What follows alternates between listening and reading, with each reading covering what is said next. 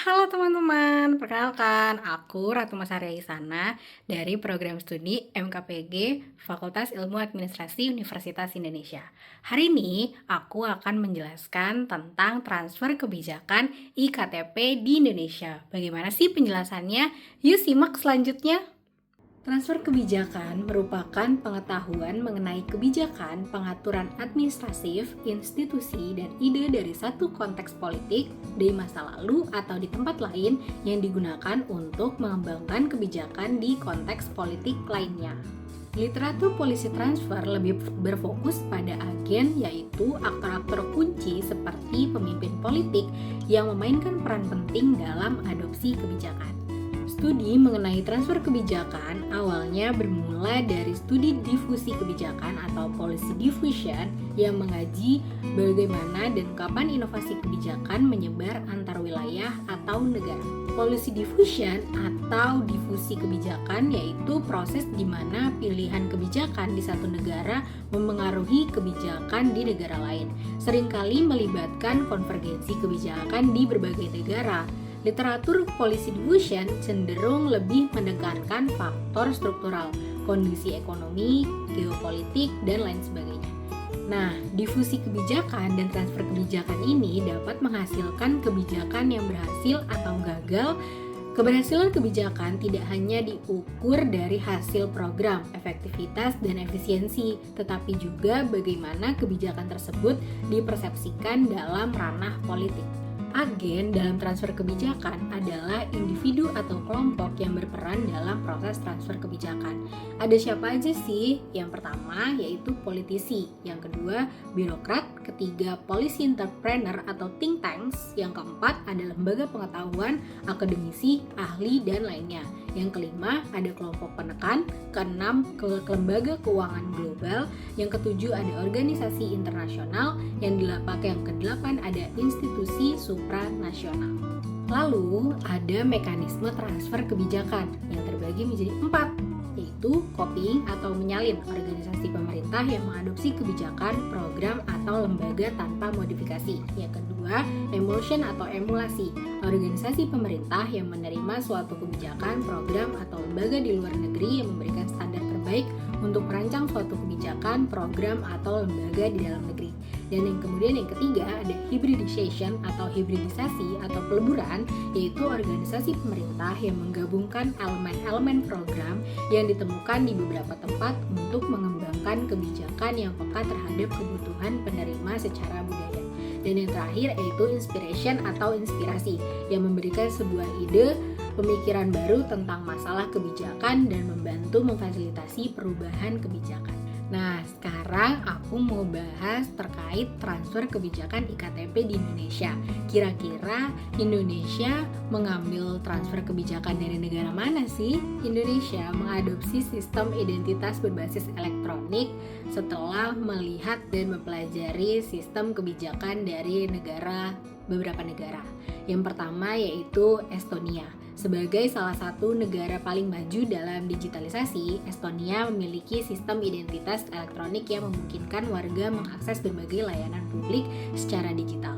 Identitas ini berbasis biometrik dan dianggap sebagai salah satu model terbaik di dunia.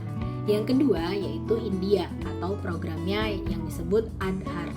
Sistem identitas nasional India berbasis biometrik yang digunakan untuk berbagai layanan pemerintah, termasuk distribusi bantuan sosial. Program ini menunjukkan bagaimana teknologi identitas digital dapat diterapkan di negara dengan populasi besar dan beragam.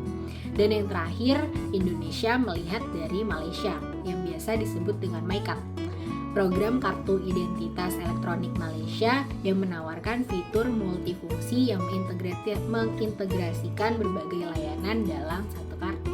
Selain mengadopsi dari luar negeri, dari beberapa faktor internal dari dalam pun juga ada, yaitu dengan populasi lebih dari 270 juta jiwa, Indonesia membutuhkan sistem identitas yang mampu menangani volume data yang sangat besar. Dan juga Indonesia adalah negara kepulauan yang luas, sehingga diperlukan sistem yang dapat menjangkau daerah terpencil dan memastikan inklusivitas. Dan yang terakhir, sistem manual yang mempersulit pengawasan terhadap warga negara asing, imigran ilegal, dan potensi ancaman terorisme.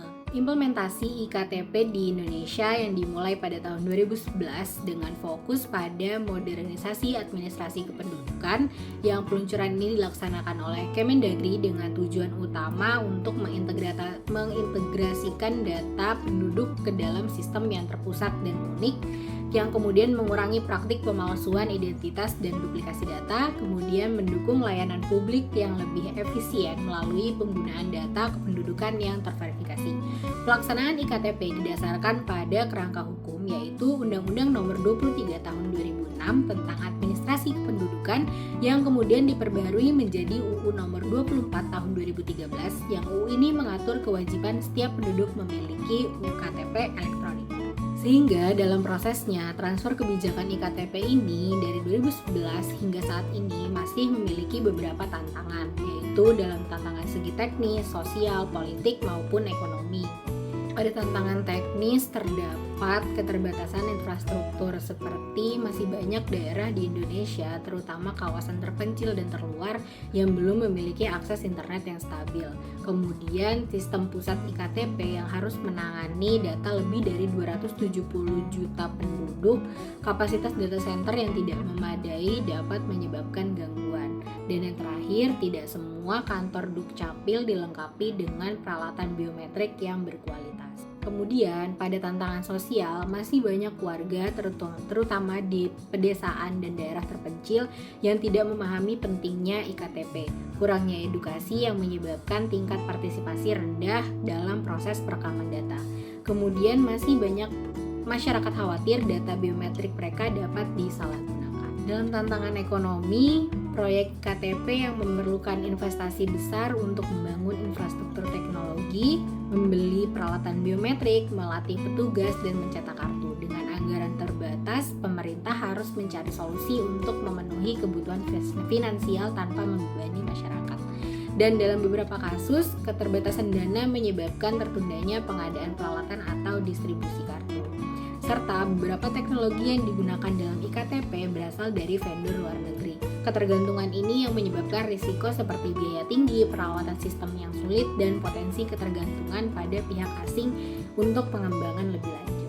Oke, kesimpulannya adalah implementasi IKTP memberikan hasil yang signifikan dalam modernisasi administrasi kependudukan dan berdampak luas pada berbagai aspek kehidupan masyarakat Indonesia. Meskipun masih mengalami berbagai dan menghadapi sejumlah tantangan, program ini telah membawa perubahan besar dalam efisiensi layanan publik, tata kelola data, dan transparansi pemerintahan. Semoga ke depan implementasi KTP menjadi fondasi untuk membangun pemerintah berbasis digital atau smart government di Indonesia. Sistem ini memungkinkan penyediaan layanan publik yang lebih responsif, transparan, dan efisien. Cukup sekian video hari ini, sampai jumpa di video berikutnya. Dadah!